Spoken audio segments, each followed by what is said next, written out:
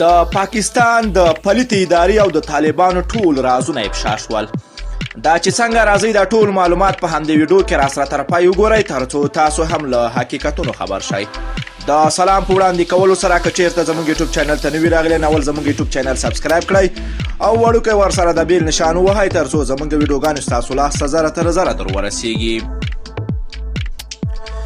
د ISI د کوټې شورا او طالب مشران هلمند ته لیږدولي دي.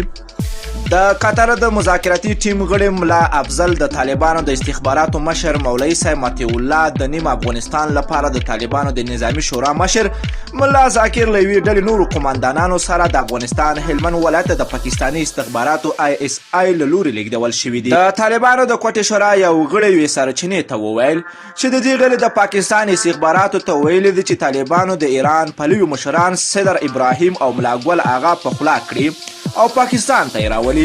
صدر ابراهیم او ملا ګل آغا د طالبانو په مشرتابه کې خورا زیات مهم لرونکي مشران دي چې له 2015 کال راهیسې د ایران سره اړیکې لري او له پاکستان نه ځانونه ګوښه کوي. د دوی دواړه تر ټولو پیاوړي قماندانان ملامنان اخوند وو چې په هلمند کې د پاکستاني استخباراتو د معلوماتو په مټ د امریکا د پوځ له لوري ووژل شو.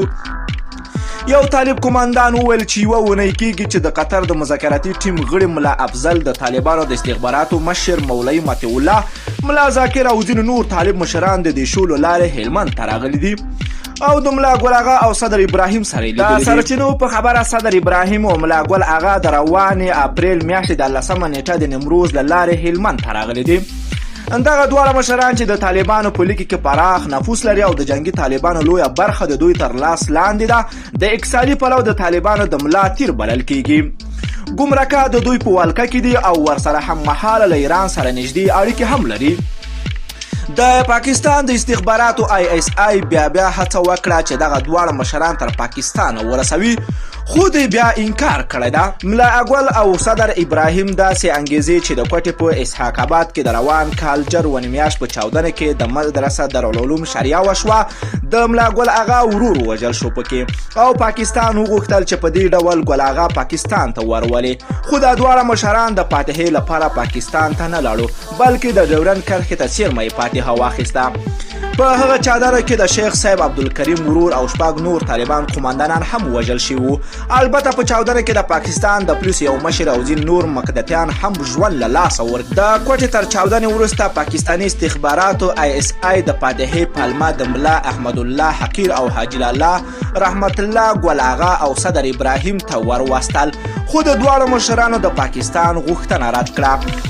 پاکستان هڅه کوي چې ملا ګل آغا او صدر ابراهیم ته ضمانت ورکړي او دا ځل هم په اسلام آباد کې د ژوند کولو زمینه ورته برابره کړي خو تر دې دم ګړی دغه دواړه طالبان قماندانان په پاکستان اعتبار نه کوي. د کوټې شورا غړو ته داسې اندېښنې هم ورولاړې شوې دي که چیرته دغه دواړه طالب قماندانان او د کوټې شورا غړي د پاکستاني استخباراتو خبر ومني ښایي دوی هم د ملا منان او ملا دادالله اخوند په څیر په امریکایانو ووژني.